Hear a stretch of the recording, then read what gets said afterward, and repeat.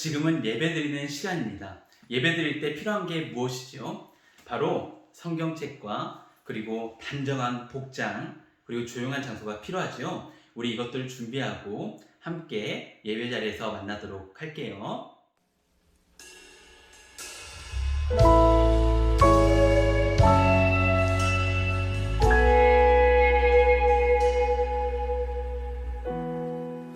혼자서만 세상을 사는 듯이 주가 멀어 보이기만 할 때 우리는 바라보아야 하네. 우리에게 오셨던 그 주님을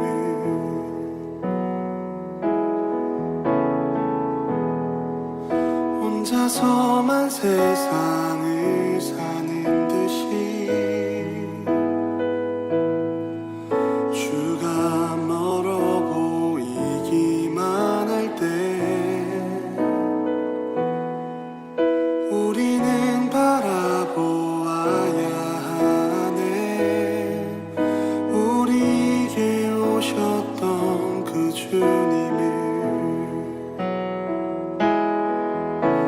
주님이 우리의 아픈 마음을 아시네. 가까이서 우리의 아픔에 공감하시네. 우리 가운데 찾아오셨던 그 주님이 우리의 모든 상황에 공감하시네.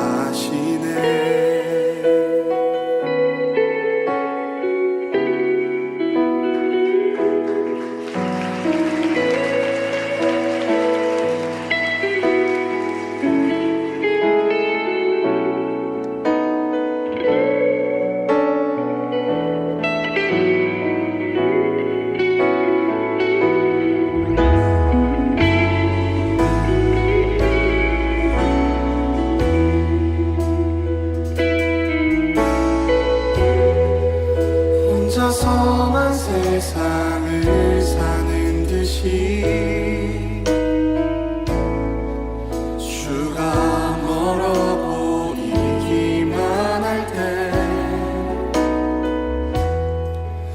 우리는 바라보아야 하네. 우리에게 오셨던 그 주님을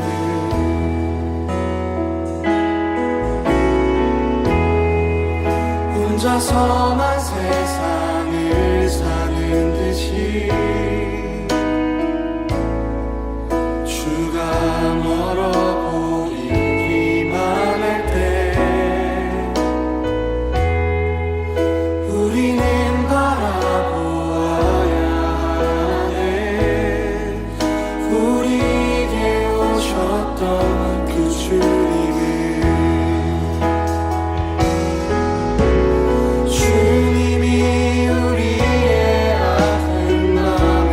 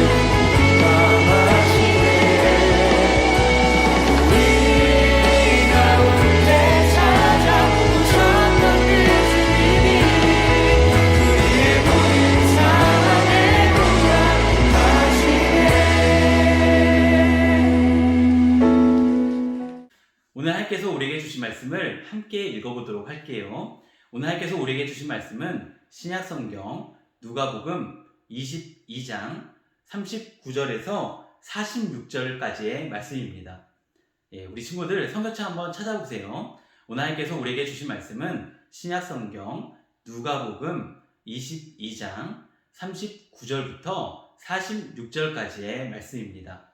제가 이제 성경으로 보니까 신약성경 136쪽에 있네요. 우리 성경책 한번 찾아볼게요. 우리 함께 하나님의 말씀을 읽도록 하겠습니다.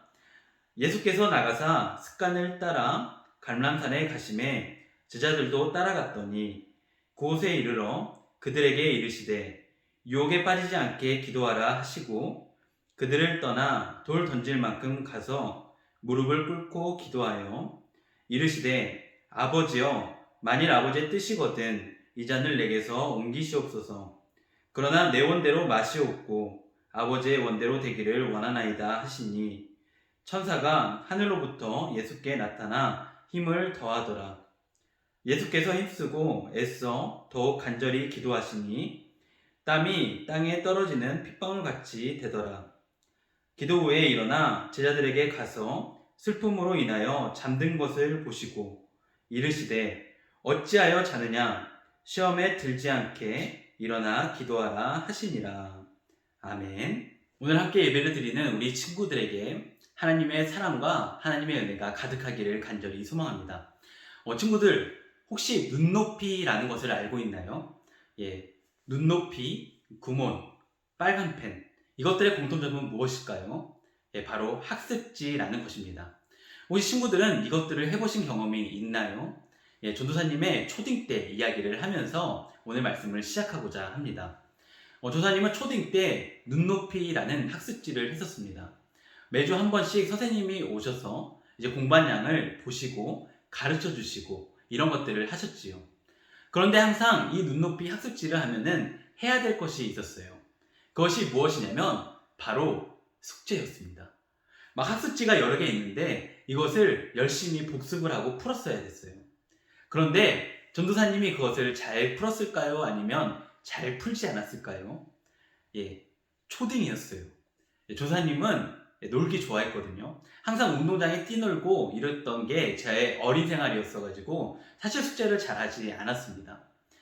그렇게 숙제를 안 하던 날이 계속됐는데 이제 몇 시간 뒤면은 이제 눈높이 선생님이 오시게 되는 거예요. 그런데 앞서 말했듯이 전도사님이 숙제를 하지 않았어. 그러니까 집에 들어가기가 싫더라고요. 왜냐하면 혼날 것을 알고 있으니까. 사실 눈높이 선생님이 숙제를 안 했다고 막 혼을 내거나 그러지는 않았거든요. 그런데 그 뒤에서 눈높이 선생님 뒤에서 항상 저를 노려보던 한 분이 있었습니다. 바로 저의 어머니, 저의 엄마였어요. 엄마가 항상 이렇게 뒤에서 보고 계셨거든요. 근데 숙제를 안 했다. 그러면 엄청 혼나는 거지.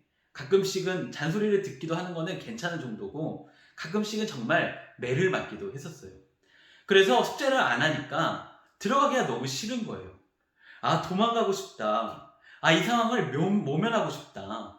피하고 싶다. 이 생각이 막 저에게 나더라고요. 그런데 제가 알고 있는 것 한 가지가 있었습니다. 바로 집에 들어가지 않으면 더 훨씬 크게 혼난다는 것이었지요.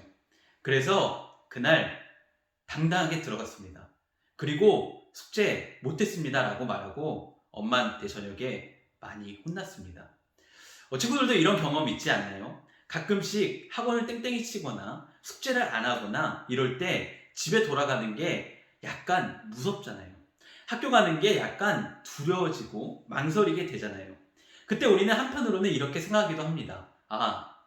도망가고 싶다. 피하고 싶다.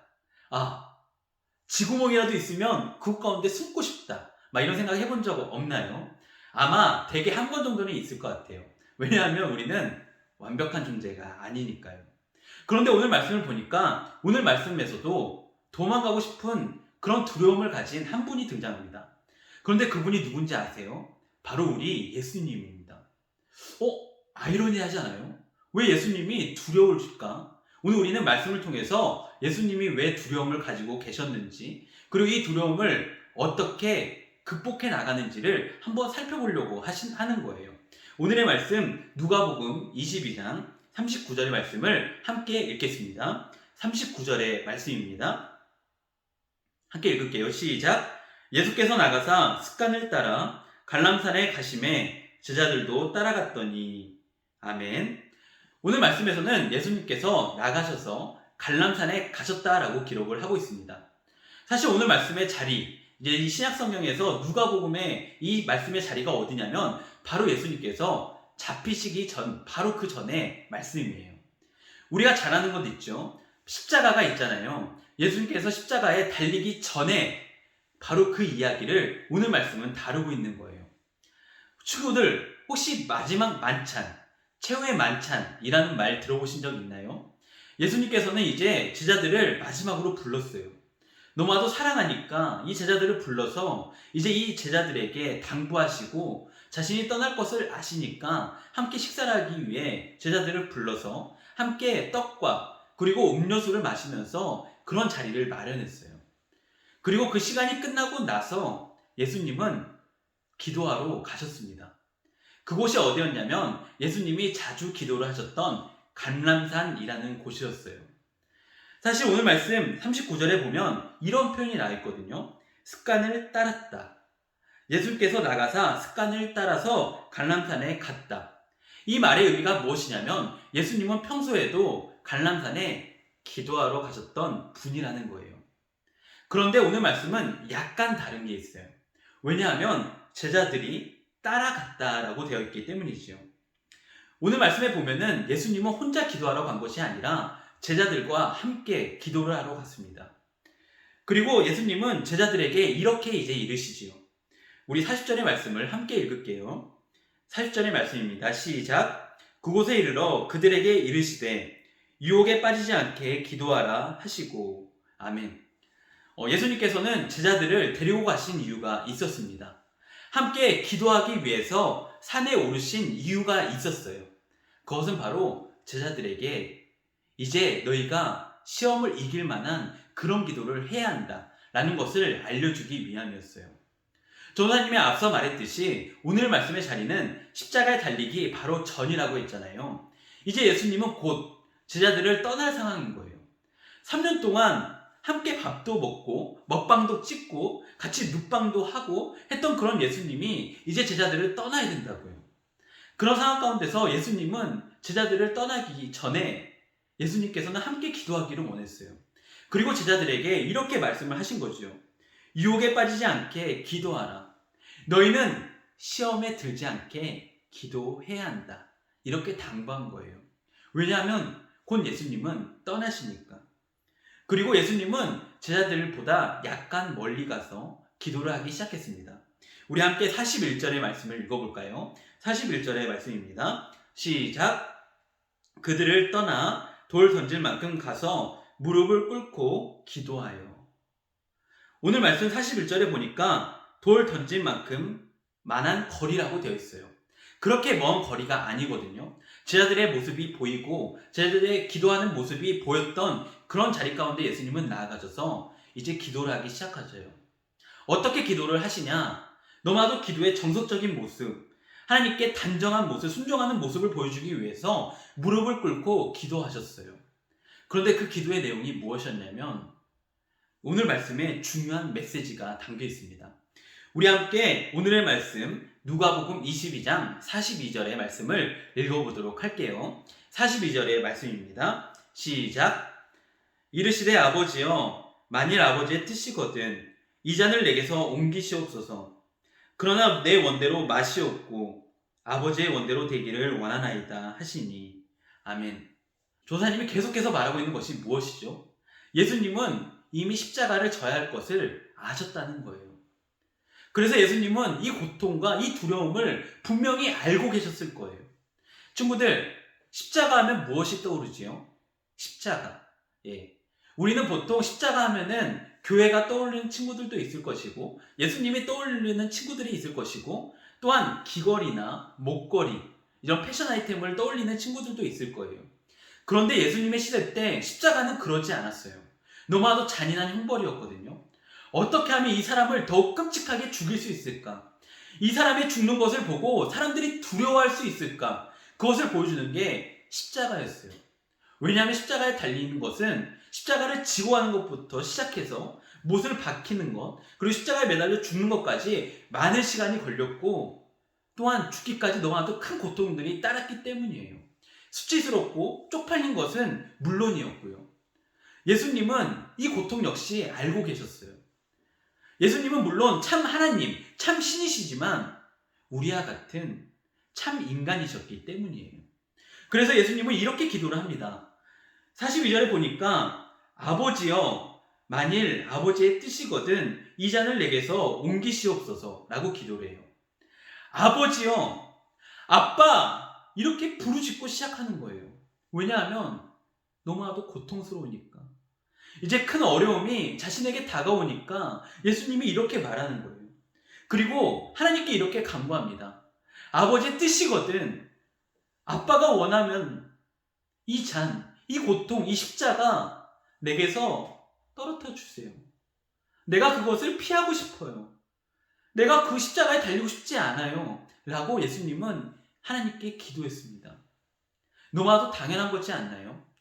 사람이라면 당장 내일 죽게 됐는데 죽고 싶은 사람이 누가 있겠어요?